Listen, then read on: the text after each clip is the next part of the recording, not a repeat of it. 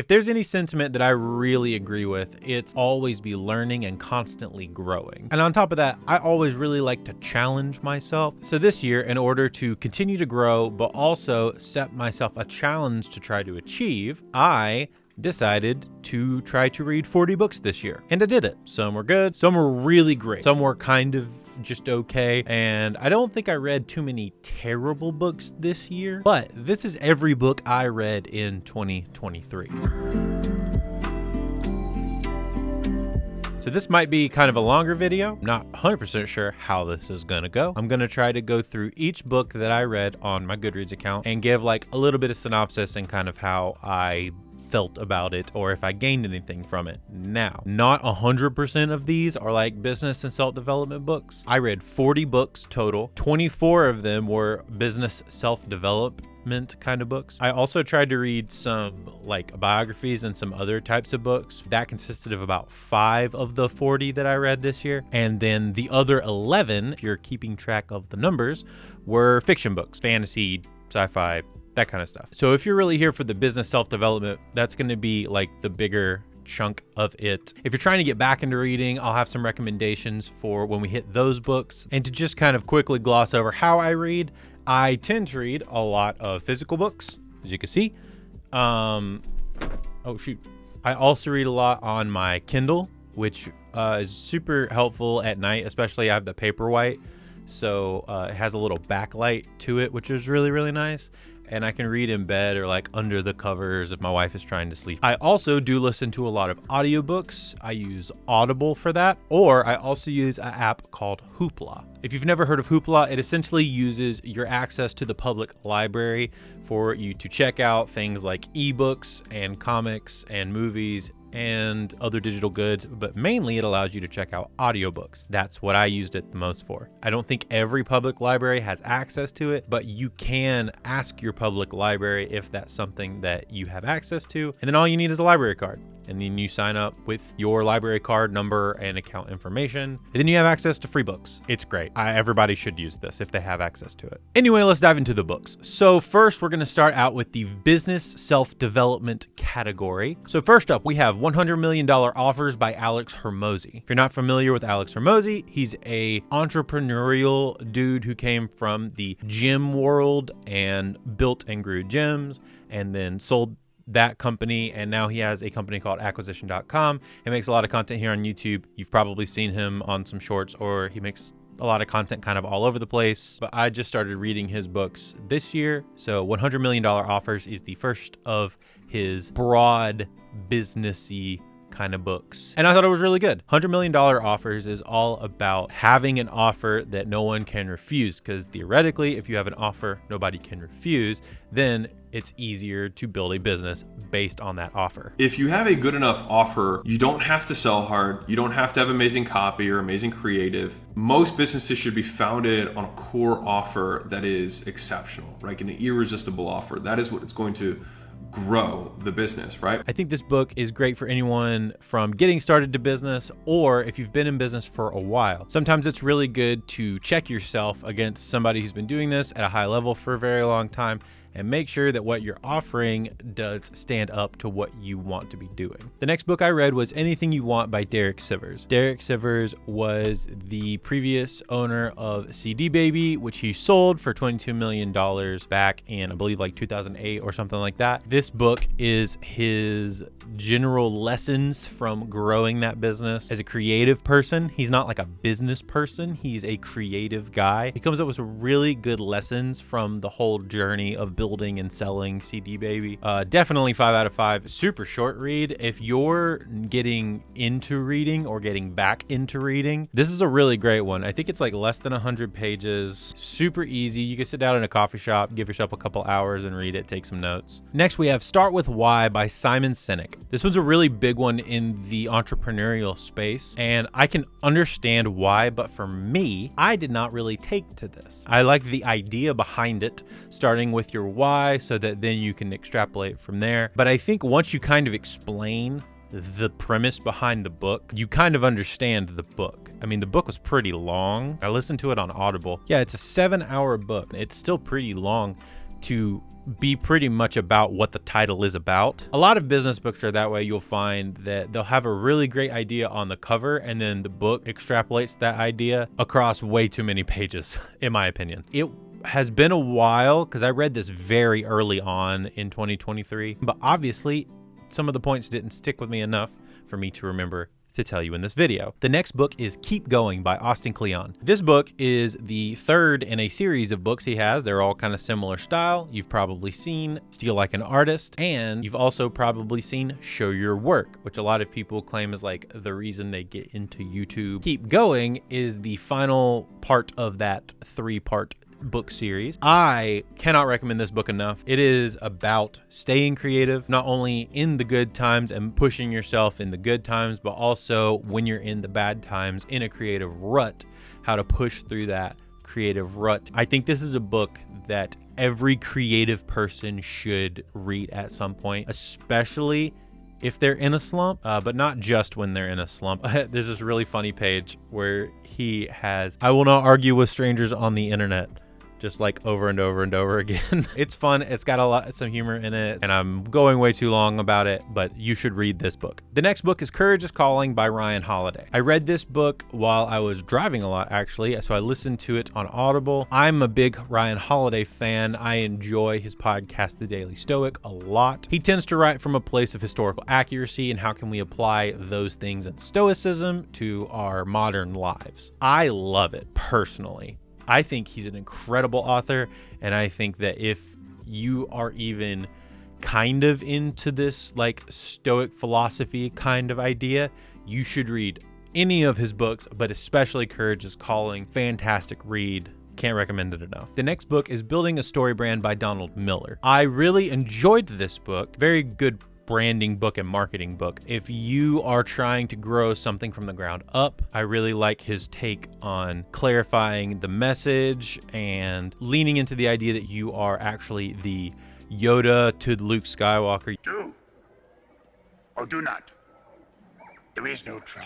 You are the guide to the hero of the story, which would be your customer. Just a nice different way of framing some of that stuff. On top of that, he has some really great guidelines in this book on helping you set up like websites and verbiage and things. However, after I read this book, I read another book by Donald Miller that has a little bit of redundancy in it. And we'll actually move on to that book, which is How to Grow Your Small Business by Donald Miller. This book, I would actually recommend this more if you're new to business or you're freelancing like I do, or you're growing a small business. I would definitely recommend this book over Building a Story Brand, because there's a section in How to Grow a Small Business where he even says in the audiobook, which is what I listened to, a lot of what he's talking about in the marketing section has to do with building a story brand. He does a better job of being more succinct about what's necessary for smaller businesses. This book can be much more used for like larger scale businesses, whereas I think the things that small businesses would actually take from building a story brand, you'll actually just find in How to Grow Your Small Business. I feel like if you're going to pick between the two, go How to Grow Your Small Business. You're going to get more out of it. I loved that book. It was really great. It made me kind of rethink some of my business structure this year. All right, this next book was a game changer for me this year. In 2023, I was really struggling with how to best optimize my day. I got really into priorities, getting into productivity, watching guys like Ali Abdaal and the productivity YouTube space as well. I could not find anything that worked for me. But when I was watching an Ali Abdaal video, he recommended this book, Make Time, by Jake Knapp and John Zeratsky. It's not a very kind of prescriptive productivity book. It's more a case of recognizing that there's no one-size-fits-all approach to productivity. And so the point is that you have a look through, you understand the framework, and then you sort of pick and choose the tactics that work for you. This book, I believe, single-handedly shaped the rest of the 2023 year after it. I had such a struggle with focus, and this book did not only a great job of breaking down how to better optimize your day from a productive standpoint, but also like actionable steps, showing their scheduling, other people's examples. A lot of books will give you theory and then just say, all right, go figure it out. This book gave you like hard examples to work with, to pull from. If there's any book on this list that you buy this one. This was my #1 business read of this year. 5 out of 5, 10 out of 10, whatever.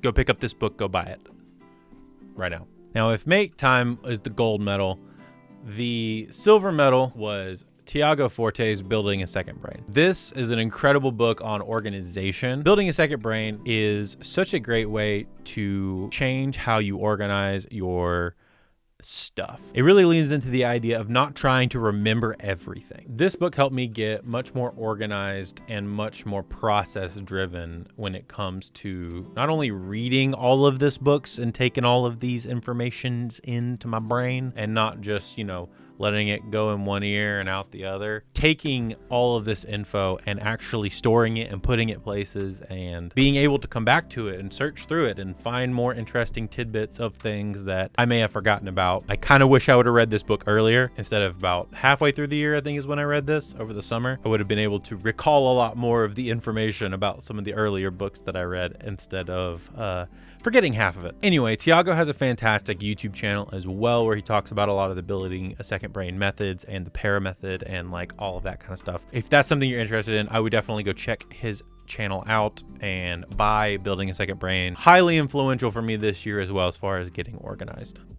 All right, the next one, The Practice by Seth Godin, Shipping Creative Work. This book I struggled with a little bit. Not that it was bad by any means. Honestly, I love Seth Godin. I think Seth Godin is a genius. But this book was not meant for quick consumption. This book was meant to be spread across multiple days and weeks and months, and potentially even an entire year's worth of consumption, and not 2 weeks that I tried to cram it into, maybe even a couple days I tried to cram it into. This book is like over 200 little like ideas that he has that he takes into and just like, I don't know, breaks your brain with them. You read them and you question your entire life decision on your business and your being creative. Like it's literally just like a single page of a thing. My dumb head decided to try and read this thing in a couple days. And I struggled through this. Next time I read this, I'm going to take a lot longer with it. I'm probably going to read it more like I would something like The Daily Stoic or The Creative Act, which I also made this mistake with, like 2 or 3 things per day and really just like ruminate and meditate on those ideas rather than trying to cram it all in my brain. Would recommend this book. Don't make the mistake that I made trying to read it. All right, the next book is 12 and a Half by Gary Vaynerchuk. You probably know who Gary V is. He's one of the most intense content creators out there for sure. And polarizing. I know people that hate him, I know people that like him. But I will say this book was actually surprisingly great. Well, I'll say half of the book was surprisingly great. So this book is a book on emotional intelligence. It is 12 different places: gratitude, self-awareness, accountability, optimism, empathy, blah, blah, blah, blah, blah. He's got the 12 listed on the back of the book. And then his half is kind candor, which if you've watched any of his content in the last like 2 years, he's been talking about this for like 2 years. The problem with this book that I have with this book is that it's kind of half a book. It's funny that it's called 12 and a Half and the half is the book.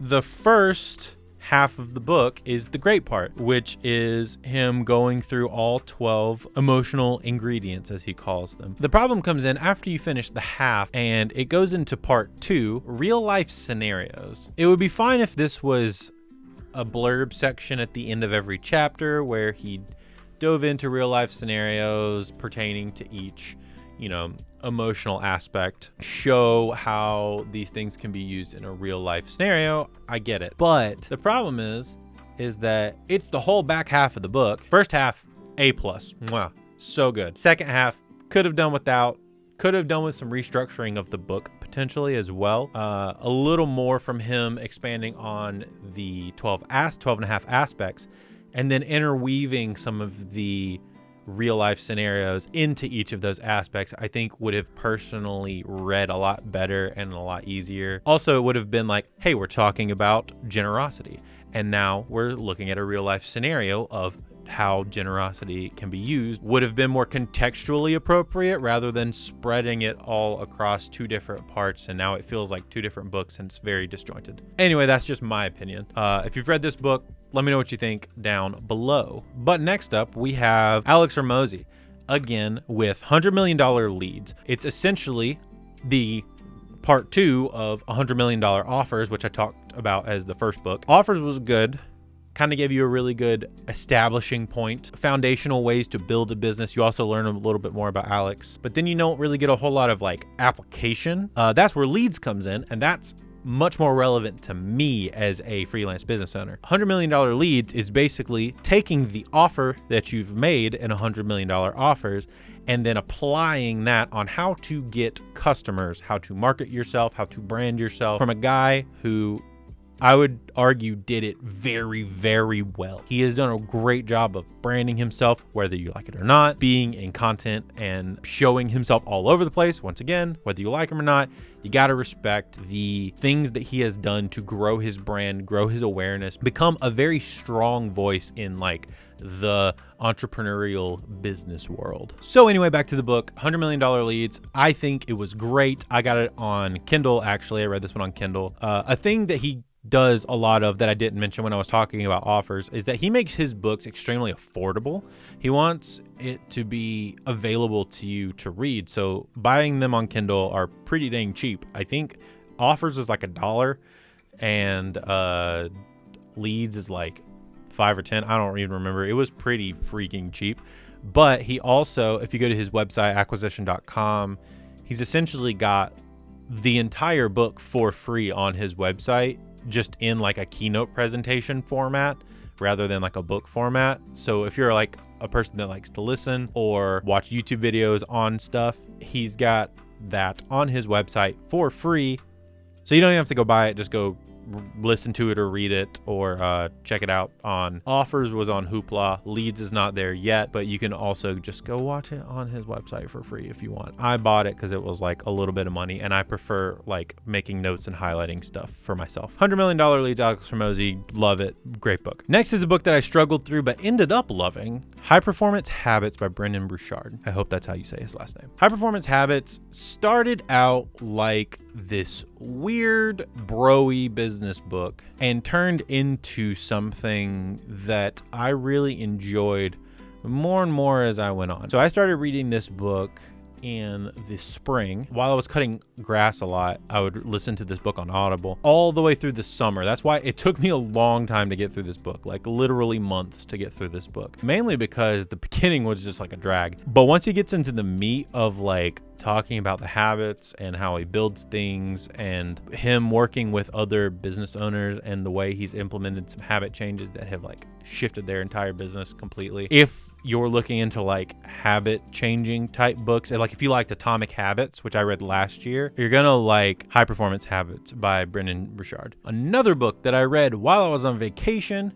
Profit First, kind of does the start with why thing. You kind of get the idea from the jump of what the book's going to be about. You know, pay yourself first, give the profit first. I thought that's how this was going to go, and it was not. He does a really great job of explaining the nitty-gritty details, which is something I'm enjoying more as I'm reading like a lot of businessy books. So you present me this idea, show me how it's usable, give me a bunch of examples that are relevant to an average person, not just somebody making a ton of money. Give me like down to person who has just started their first business and why your idea can work for that person. I think that is where some of these books lack, and that is where Profit First wins. The idea, if you need to pay yourself X amount of dollars per month to live, but then your business needs more money than you have left over, well, then there's a problem somewhere and you need to fix that problem. And that's kind of the premise that he brings to the table. Yeah, just really dives deep into it.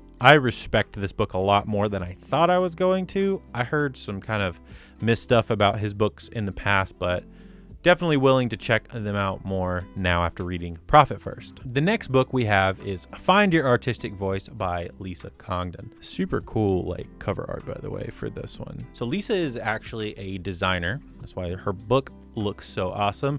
And like all of the pieces inside of it have such great artwork. The inside page of that, oh, looks so cool. Anyway, she has a really interesting story of starting her creative journey later in life after having like a full life in the corporate world and falling back in love with art, pursuing her own artistic business in her 50s, I believe. And this book is a journey of her trying to find her artistic voice, the different aspects of it. It's also got interviews with other people. One of note is Creative Pep Talk host Andy Miller. If you listen to that podcast, he appears in this book as an interviewer or interviewee. I mean, this book does a really great job of talking about like the path of finding your own creative, artistic voice, navigating the influences that appear. That's chapter 4. The importance of showing up, practicing, and setting routines is chapter 5. I mean, it kind of goes through a bunch of different aspects of finding your voice, establishing your voice, and then using your voice for your own art. Now, caveat to this book, it is definitely more geared towards designers and like art people, like painters and sculptors or like graphic design. I do not do those things. And so I found myself kind of glazing over on some places, but I realized that this book isn't necessarily like meant for me specifically, but I got a lot out of it. So I don't know. I would actually say if you do an art specific thing and you need help finding your voice inside that creative field, check this one out.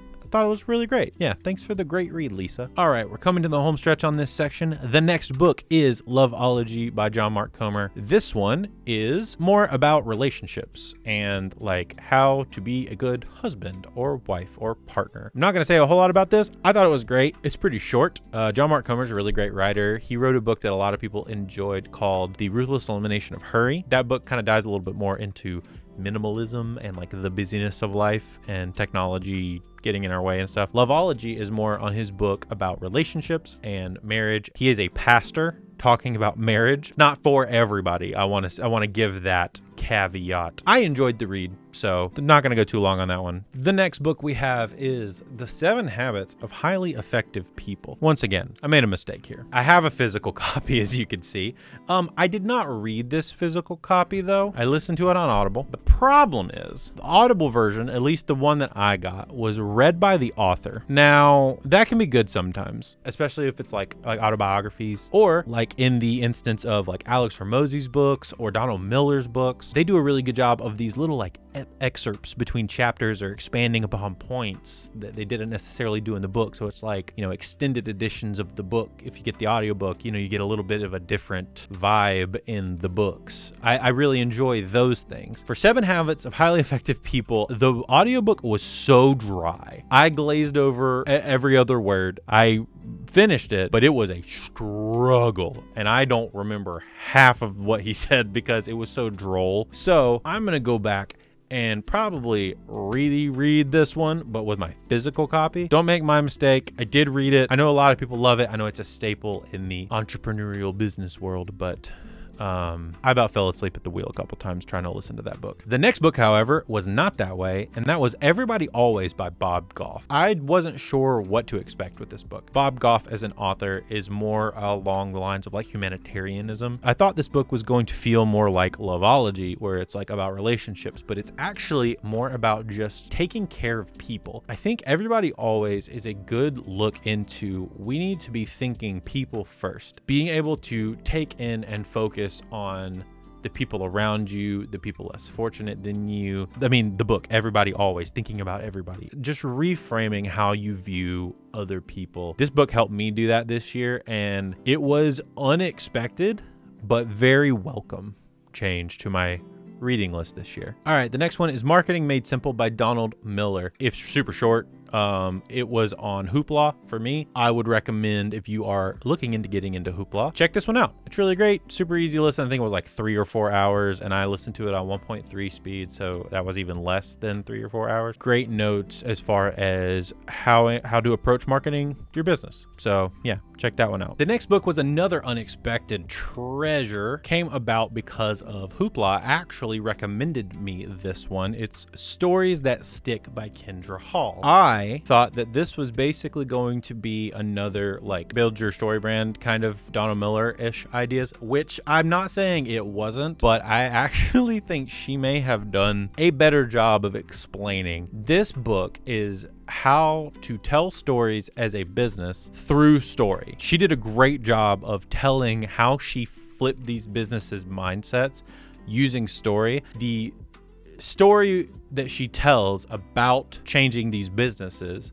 through story were so good that I was invested in every single one of them across the whole book. There was never a story I wasn't invested in. It shows you the power of using story, but also she gives tangible examples, obviously by telling you these stories, but also by showing you and breaking down why she chose certain things with each business. She also goes into like the nonprofit sector, which is something that a lot of these books don't do. They also go with like small businesses, and she works on larger scale businesses, corporations. She does the thing that I like. She shows the gambit of like how this approach can work for literally everybody. Therefore, it can work for you. Trying to implement her ideas into my business feels better because I believe through example that it can work. So I would just say go read Stories That Stick by Kendra Hall. Next up is another John Mark Comer book, Garden City. It came at a very poignant time, which was at the end of the year when I'm starting to feel tired and feeling like I need rest. This book is literally about our relationship with work and our relationship with rest and how those need to be redefined and strengthened, how scripture views those things, like in the Bible, which for me is great. I think he does a really good job of showing how this, whether you believe in the scripture or not, can be used as good anchoring points and good ideas in your own life regardless. Things like put your phone away and having these like Sabbath days or like rest no phone days. And the crazy 1-2 punch of this year of everything was that I read Garden City, and then I followed that up by reading a book called Ikigai by Hector Garcia. I don't know how to, this is what his name, this is how you spell his name. Ikigai is the Japanese term for like a reason for being, or the way that people focus their lives in order to live. And then they claim that it is the reason that Japanese culture has the most of what they call supercentenarians, which is people that live above 120 years old. So the idea being that what we can take away from the people that are living 120 years old should be able to give us happier, longer, and more fulfilling lives. Obviously, there's a grain of salt with all that, but I did find that very, very intriguing coming off of Garden City and right into Ikigai. I felt like I needed to change my relationship with how I view work and how I view rest and how I go about the day, and not only building times of rest, but also building in times of movement, standing, movement, going and doing things. I'm a very sedentary job. Like I sit at this desk and I work and do music all day. Yeah, standing and moving and getting myself active will just do more for me. I know that all kind of seems a little obvious, but at the time whenever I was reading, especially Garden City, Ikigai back to back, something was obviously trying to be drilled into my head by reading those two back to back. Would highly recommend both of those books, by the way, Garden City and Ikigai. I didn't really say that before, but yes. All right, we have Love People Use Things by Joshua Fields Milburn and Ryan Nicodemus, also known as The Minimalist. Love People Use Things because the opposite never works. I don't know how to say this other than it's really good. This book approaches the relationships with different things. So each chapter is a different relationship with a different thing. So relationship to stuff, relationship to truth, relationship to self, relationship with values, relationship with money, relationship with creativity, and relationships with people. I enjoy the minimalist guys, listening to them. I think they have very interesting points of view, and there's a lot that we could take away from trying to do a little less, do more with the people around us rather than trying to fill our lives with stuff. Whether the stuff is physical or mental, digital, or whatever, I think there's a lot to be said for minimizing our ever-growing life. Reducing the possessions is the starting point. It's not the finish line. Right. And I think quite often we get confused up front. Is like, if I just get rid of my things, then I'll be happy. If I just pare down to whatever is essential, then that will equal perpetual bliss. But minimalism doesn't work like that. This one I finished kind of recently because this was a end of the year read. So definitely give that a check out. And yeah, let me know what you think. Next up was The Creative Act by Rick Rubin. Rick Rubin is a music producer, most well known for like half of the 90s, 2000s charts. Way his brain thinks is so different. There's a really great interview with him and Andrew Huberman from Huberman Labs. To be beware of the assumption that the way you work is the best way simply because it's the way you've done it before. I sat with this page for almost 10 full minutes, which is not something I do very often. When something works, it's easy to be fooled into believing that's the way to do it or that's the right way. It's just a way, and it's just a way that happened to work that time. Would also recommend that video. I did the same thing wrong I did with the Seth Godin book. This book was not meant, in my opinion, to be taken in a very short amount of time. This book is meant to be spread across maybe like a couple months. I read it in a couple weeks. The parts that I took slower, and when I took time away from the book and were able to just read like a chapter or like pieces of sections, think about stuff and ruminate on stuff. I got more out of each of those sections rather than trying to burn my way through a book like this. That's this like hefty. You just don't read books like this that way. Each chapter is like a different view of creativity or aspect of creativity. I mean, it's like a 400-page book, I want to say. Yeah, 400-ish pages. It goes over everything from like habits to abundant mindset to practice to self-awareness, having a clean slate to translation, adaptation, freedom from the perspective of being creative. It's a great book. It's one of those that I'm probably going to have to reread in order to get the fullness out of it. For the same reason, like I said about the Shipping Creative Work, the Seth Godin book, The Practice. I'm going to have to reread this with more of a slow approach. I want to spend more time with it. So I want to reiterate, I did love this book.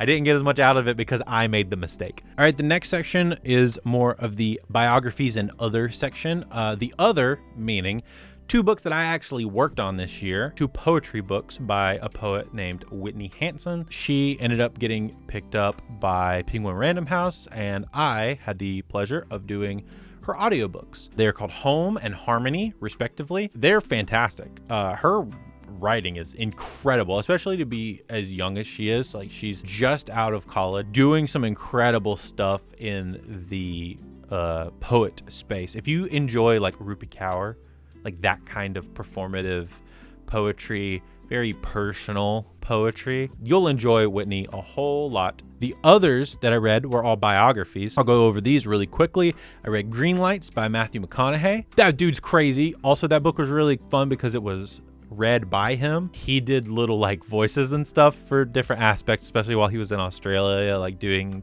different voices for people and talking about his career was really interesting.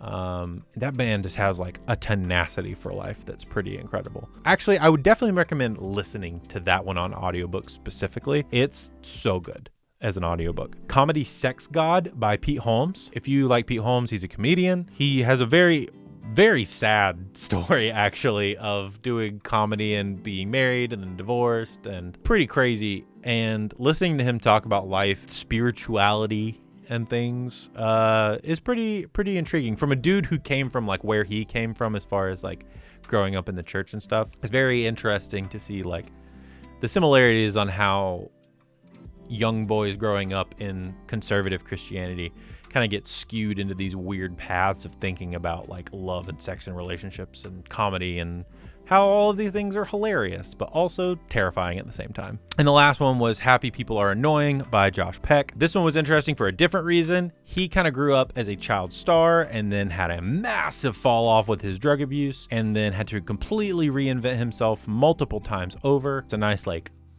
overview at his life starting from the beginning and going towards like pre-pandemic Josh Peck. Would give that one a listen as well. That one was on Hoopla actually.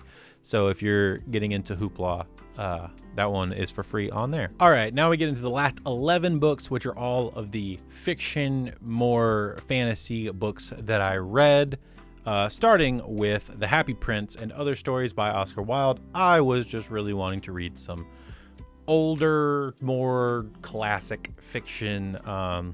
It's good, it's slow, it is what you expect from Oscar Wilde. The next book is Tokyo Ueno? The next book is Tokyo Ueno Station by Yu Miri. I don't know if I said any of those things correctly. If you're into like Japanese culture and understanding like the average Japanese person, this is a very weird, surreal look into that. It's a story of a ghost, and you see through his eyes, we see the daily life in Tokyo as he's dead. You also see flashbacks and him remembering things of his life before he died, his family, deaths in his family, struggles that him and his wife go through, struggles that he goes through with work and a man and as a Japanese man and what that means culturally. And I don't know, it's really good. It's very sad. If you're not prepared emotionally, it's a very, very sad book. Very heavy, very great read. Just be prepared going into this one. It's a little bit on the heavy side. All right, Ready Player 2. Ernest Cline. Massive fan of Ready Player One, the first book. This book probably didn't need to exist. Ready Player One could have ended where it was at as one book and been fine. This book like immediately destroys relationships, like first paragraph, first page. He's destroyed relationships built in the first book. It's still another like MacGuffin hunt where they're trying to track down like pieces of a thing. This time it's 7 shards rather than like 3 puzzle pieces, which I think it was the first book. The ending of this book actually kind of ruins a lot of the first book, which kind of sucks. I was talking to a friend about this. This book on its own is a great book. Inside of the world of like the Ready Player One from the previous book, it is less than a good book. I would read this book. I would just read this book without thinking of it as Ready Player Two. I would think of it as this is just its own thing. Next, I read the Skyworld duology, which by Morgan L. Buse, which is Secrets in the Mist and Blood Secrets, respectively. Was very good. I enjoyed the world a lot. Like this sky world, this world that's been ravaged by these mists that turn people into zombies. And so people had to like leave and move up to the mountains and live on the mountaintops and these sky islands that float around on the planet. And so like the world is cool. Some of the characters are really good. The one thing I didn't like was the relationship they had with like the deity. They like really leaned into the fact that they had a deity, but then they never explained anything about it. They never explained anything about the religion. They never explained anything about like what the deity did or where it was from or like what they believe or anything like that. It's just this like general vibe of our deity will take care of us. Overall, I mean, it's definitely like a YA novel, but I thought it was pretty good. The next series I read was the original Mistborn trilogy by Brandon Sanderson. Final Empire, Well of Ascension, Hero of Ages. He can write so well. This Brandon Sanderson guy, I enjoyed these books so much. It felt like it birthed a new love for fantasy that I haven't had in so long inside of me. These 3 books are so good. My favorite was the first one. My second favorite was the third. And then the Well of Ascension was my least favorite. But in saying that, the Well of Ascension was still So good. You realize in book 3 that you actually don't know as much of the world as you thought you did. But I will say, if you are trying to get back into fantasy, Final Empire, which is the first book of the Mistborn series, is a really great read if you want big, high fantasy. It's so good. I love it so much. The next book I read was I'm Not a Serial Killer by Dan Wells. Almost science fiction, like a science fiction thriller mashup, like small town, creepy thing in the dark, killing people kind of vibe. Yeah, loved it. Thought it was great. Next is Tress of the Emerald Sea, also by Brandon Sanderson. This book gives me like a new, easy suggestion for people that are saying things like, oh, I wish I could get back into reading, or I wish I could get back into reading and I want to read fiction. I don't want to read business books. Tress of the Emerald Sea is gonna be my number one suggestion every single time now. It's so good. It's so accessible. He even says in the book, he kind of based it on the idea of like The Princess Bride. He kind of turns that on its head and then changes a bunch of other stuff. You kind of get that feel. It's also got a lot of that style of wit in it. The comedy in it's really good, which is also very hard to find in a fiction book. Cannot recommend this one enough if you're trying to get into fiction again, especially. The last one is Yumi and the Nightmare Painter, also by Brandon Sanderson. It's another one of his secret projects, similar to where Tress of the Emerald Sea came from. More of a romance fiction, like fantasy romance vibe, but still with the same amount of world building, big themes, and like, I love that book so much. All of these books by Brandon Sanderson are, I'm pretty sure, all on Hoopla for free. So if you're already on that, go read those. It's fantastic. All right, we made it. That's every book I read in 2023. We made it to the end, all 40 of them. If you're still here, thank you so much for watching. Comment down below what you've read, what you thought of my opinions on these books, if you're going to check any of them out, or if you have any suggestions of what I should read next year. While you're down there in the comment section, drop a like and subscribe for more videos if you enjoyed this one. I don't normally do videos like this as far as like long book explainer videos, but I do enjoy talking about books, and I do have a couple other book videos on my channel. Actually, I have a list of 5 books right over here that if you are a music producer and you're looking to get back into reading, here's a great place to start. Until then, I'll see you in the next one. Later.